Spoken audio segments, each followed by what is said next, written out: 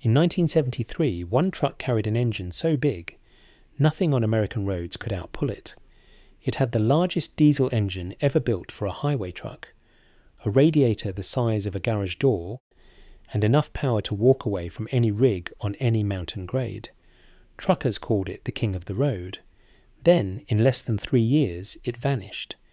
This is the story of the Freightliner Powerliner, and why almost nobody remembers it today. To understand the Powerliner, you have to understand the years right before it. The late 1960s and early 1970s were the golden age of American trucking. Fuel was cheap. Interstate highways were still new and wide open, and a huge share of the trucks on the road were not owned by big companies. They were owned by the drivers themselves. These men were called owner-operators. They bought their own trucks, paid for their own fuel, and kept whatever profit was left after a haul. For them, a truck was not just a tool. It was their business, their home on the road, and often the single biggest purchase of their life. At the same time, something else was happening in American culture. Muscle cars ruled the streets. The Dodge Charger, the Chevy Chevelle, the Ford Mustang. Horsepower was the new status symbol. Drivers wanted speed, they wanted power, and they wanted everyone on the road to know it. They wanted a truck that looked strong, sounded strong, and could outclimb, outhaul, and outrun everything else on the highway. Speed limits were high. Fuel was cheap enough that nobody worried about miles per gallon. Truck builders started chasing that demand. Kenworth and Peterbilt began fitting bigger engines into their conventional trucks, the kind with a long hood out front. Diesel engine makers like Cummins, Detroit Diesel, and Caterpillar were racing to build stronger engines for construction and mining equipment. Some of those massive engines were never meant for a highway truck at all. They were built for bulldozers and mining trucks that never had to worry about fitting under a bridge or squeezing into a truck stop. But one company saw an opportunity nobody else was chasing. Freightliner built cab-over trucks, the kind where the driver sits right on top of the front axle, with no long hood in front of them. These were called COEs, short for cab-over engine.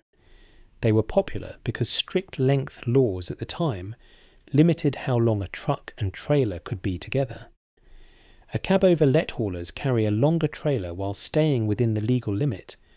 The problem was, a cab-over truck has almost no room up front for a giant engine. The cab sits right where a conventional truck would have its hood. So while Kenworth and Peterbilt could simply stretch a hood forward to fit a bigger motor, Freightliner had no hood to stretch. If they wanted to build a truck around the biggest diesel engines in the world, they would have to design something completely new. Freightliner decided to try anyway, and what they built would become one of the strangest, most powerful, and shortest-lived trucks in American history. Freightliner started selling the Powerliner in 1973. At first, it wore a two-name badge. It said White Freightliner, because Freightliner had a long-running sales partnership with the White Motor Company. That badge only lasted a couple more years before the partnership ended, and the truck became simply a Freightliner. The Powerliner looked like a regular Freightliner cab-over from a distance. Up close, it was a completely different machine. The frame was not the same frame used on other Freightliner trucks. Engineers widened the front rails to make room for engines that were never designed to fit inside a cab-over. The windshield was made larger than standard. The dashboard was lowered to knee height, just to make space for the massive engine housing, called the doghouse, that sat right in the cab between the driver and passenger seats. And then there was the grille. The Powerliner's grille was enormous, built to house a radiator with 2,000 square inches of cooling surface. To put that in perspective, that radiator was roughly the size of a small garage door standing on end. It needed to be that big because of what sat behind it. The standard engine in a Powerliner was a Detroit Diesel 12V71. That's a V12 engine, 12 cylinders, putting out 400 horsepower. That alone would have made the Powerliner one of the strongest trucks on the road in 1973. buyers could upgrade to a Caterpillar 3T408, a V8 diesel known for being tough and dependable. Some Powerliners even came with the Caterpillar 1693, rated at 425 horsepower, according to owners who special ordered them that way. But the engine everyone remembers, the one that made the Powerliner legendary, was the Cummins KTA-600. This engine was not built for trucks. Cummins designed the K-Series for heavy equipment, mining trucks and industrial generators, machines that never had to worry about squeezing onto a public highway. It displaced 1,150 cubic inches, about 19 litres, making it the largest diesel engine ever installed in a regular production highway truck in America. The engine alone weighed around 4,000 pounds, roughly as much as an entire small car. With the letters KTA, that stood for turbocharged and aftercooled, this Cummins engine produced 600 horsepower and 1,650 pound-feet of torque. No other production highway truck came close to those numbers. Torque is what lets a truck pull a heavy load up a steep hill without losing speed, and the KTA 600 had more of it than anything else on American roads. Fitting an engine this size into a cab-over truck was not simple. Drivers who worked on Powerliners at the time said only certain heavy-duty transmissions, the Eaton Fuller 8-speed and 13-speed, were fully rated to handle the power safely. Everything about the truck, from the frame to the cooling system to the drivetrain, had to be built around this one enormous engine. Freightliner marketed the Powerliner directly to owner-operators. Sales brochures from the era made that clear. This was not a truck built for big trucking companies running large fleets. Fleet managers cared about fuel costs and maintenance bills across hundreds of trucks. They were not interested in paying extra for an engine that burned fuel like nothing else on the road. The Powerliner was built for the individual driver who wanted the biggest, strongest truck money could buy, and who was willing to pay for that privilege out of his own pocket. Inside, the Powerliner was not comfortable. The interior used diamond-quilted upholstery panels, available in dozens of colours, giving the cab a bold, flashy look. But the cab-over design meant the doghouse for the engine took up a huge amount of interior space. Drivers who worked on these trucks in the 1970s and 1980s said the engine noise inside the cab was intense, especially with the big V12 engines. One mechanic who serviced Powerliners at a Freightliner dealership at the time called them amazing machines, but admitted they were also enormous and demanding to work on. Despite the size and the noise, the Powerliner delivered something no other highway truck could match. On mountain grades, where most trucks slowed to a crawl, the Powerliner just kept climbing. Drivers who owned KTA 600 powered trucks described passing everything else on a hill, watching lesser trucks fall behind as if they were standing still. For a brief moment, Freightliner had built the most powerful production highway truck in America. Owning a Powerliner meant living with trade-offs that most truckers had never faced before. Fuel economy was brutal.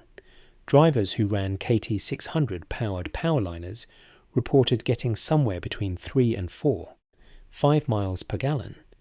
Some drivers running lighter loads or driving more carefully managed closer to 4.5 or even 5 miles per gallon, but most agreed the truck was thirsty no matter how you drove it. For comparison, a standard highway truck of that era might get closer to 5 or 6 miles per gallon. That difference added up fast, especially for an owner-operator paying for every gallon out of his own earnings. Maintenance was another story entirely. One driver who ran a Powerliner in the late 1970s recalled needing 15 gallons of oil, split across 3 separate buckets, and 3 oil filters for every single oil change. That is roughly 10 times what a typical pickup truck needs. On top of that, the truck had what drivers described as a whole lot of grease fittings that needed regular attention to keep everything running. The tyres took a beating too. Fleet mechanics who serviced V12 powered trucks on regular routes said drive tyres that normally lasted 25,000 miles on standard trucks were worn out in as little as 12,000 miles on the high horsepower rigs. That meant buying new tyres roughly twice as often.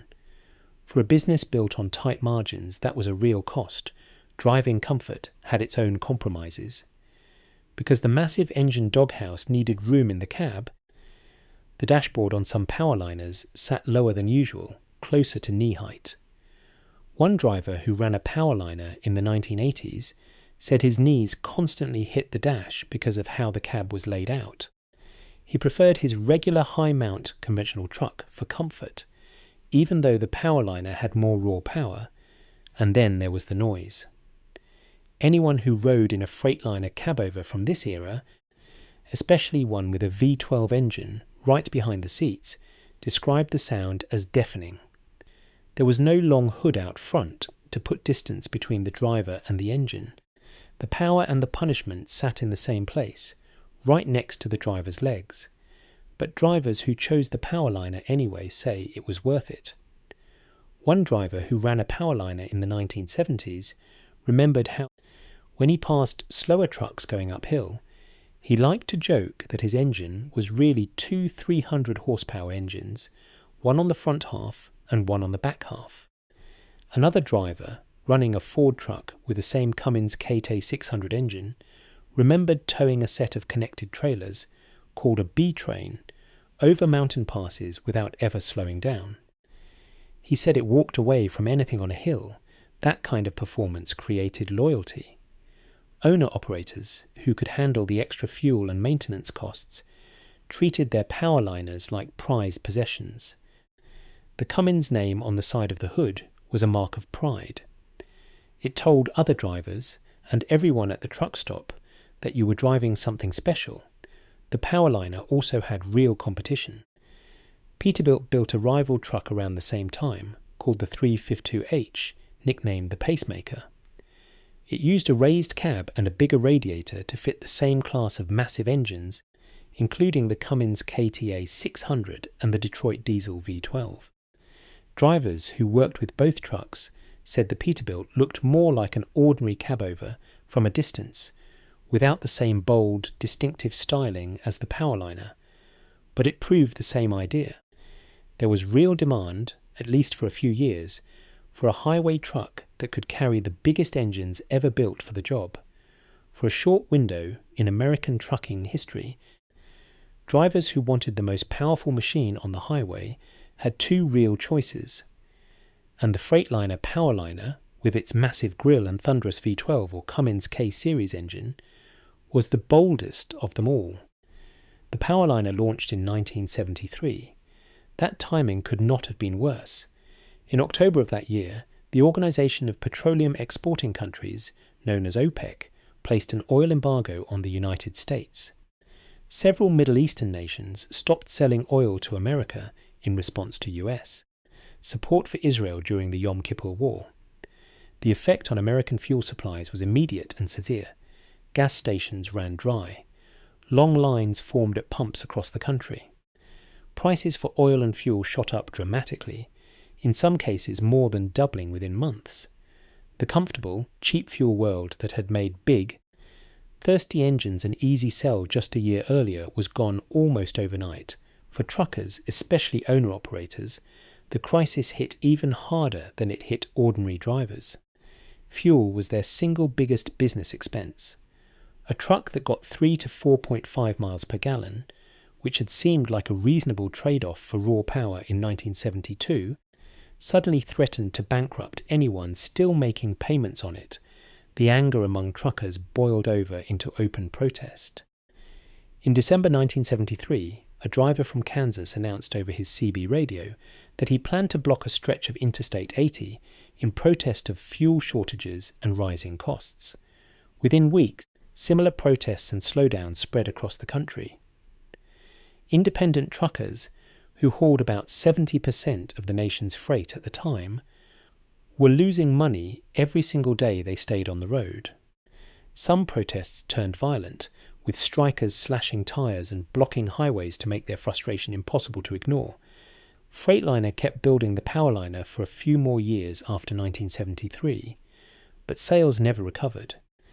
The truck that had been designed for a world of cheap fuel and open speed limits found itself born into the exact opposite world. By the mid-1970s, Freightliner discontinued the Powerliner entirely. It is a rare case in American manufacturing history where a product was not killed by bad engineering or bad design. Years later, after the truck had changed hands and nearly been lost for good, his son Gary tracked it down through old flyers and word of mouth, found it sitting damaged at a repair shop, and spent years restoring it using genuine Freightliner parts wherever possible. That restored Powerliner went on to win the antique category at Overdrive magazine's Pride and Polish competition in 2022, nearly 50 years after the model was first built. Today, the Freightliner Powerliner survives mostly in vintage truck shows, restoration projects, and the memories of the drivers who ran them. Few trucks in American history tell a story quite like this one, but a story of terrible timing and of an idea that arrived just a little too late to survive. The Powerliner did not lose its place on the highway because it wasn't strong enough. It lost its place because the world it was built for disappeared right underneath it. And that might be exactly why it deserves to be remembered.